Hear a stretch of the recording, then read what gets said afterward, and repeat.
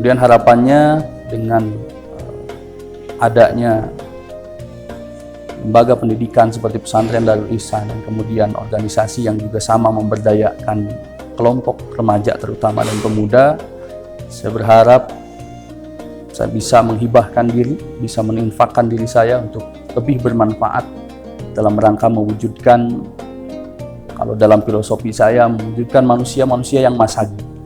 Bagaimana menciptakan manusia yang nyantri, nyeni, nyunda, dan juga nyakola. Bagaimana manusia itu terberdayakan dari sisi wawasan keagamaan. Bagaimana juga filosofi nyeni ini kita menganggap hidup ini tidak terlalu serius tapi juga tidak terlalu santai.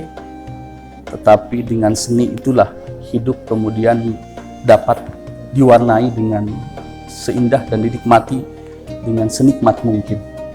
Kemudian filosofi yang ketiga, bagaimana menciptakan manusia-manusia yang nyunda, dalam arti saya mengistilahkan dengan filosofi ini adalah manusia yang tahu diri, di mana mereka hidup, di mana mereka berkiprah, dan untuk siapa mereka diberdayakan. Paling tidak untuk lingkungan terkecil, memberikan manfaat untuk lingkungan sekitarnya. Dan saya kira membangun suatu bangsa, membangun suatu negara, membangun peradaban Islam sekalipun, itu tidak akan bisa dimulai secara keseluruhan, secara total, tanpa kita memulainya dari hal terdekat, hal terkecil, hal yang ada di sekitar kita.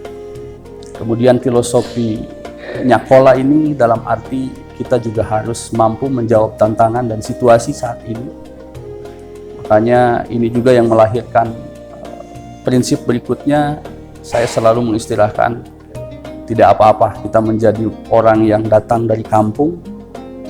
Artinya kita ini orang lokal tetapi harus tetap memiliki wawasan yang global, memiliki wawasan yang universal. Tenanawan gaul menjadi orang kampung tapi jangan kampungan, tetapi kita harus tetap memacu diri kita untuk memiliki wawasan layaknya orang-orang yang sudah berkemajuan, yang sudah berkeadaban.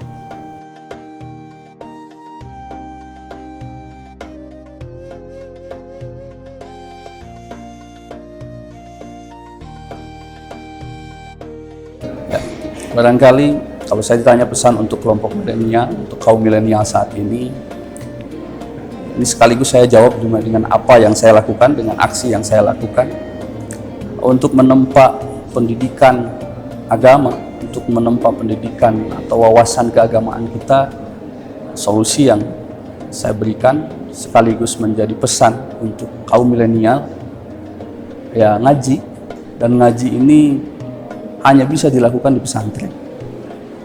Yang lain bisa saja tetapi tidak seefektif di pesantren. Saya menilai bahwa pesantren itu menjadi kawah candra di muka untuk pembentukan manusia-manusia yang punya giroh keagamaan yang kuat.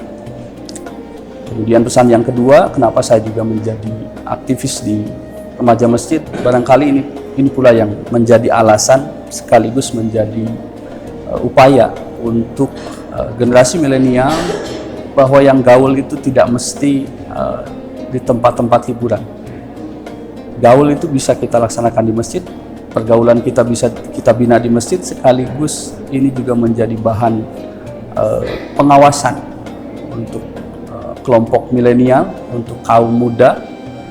Karena saya meyakini, kalau saya mengistilahkan sabaung-baung nage di masjid, saruksak-ruksak nage pemuda masjid. Saya kira ada jaminan, bahkan hadis Rasulullah dikatakan salah satu yang mendapat perlindungan kelak adalah rajulun yata'alaku naqaltuhu bil masajid. Pemuda, laki-laki, kelompok yang memiliki keterkaitan hatinya dengan masjid.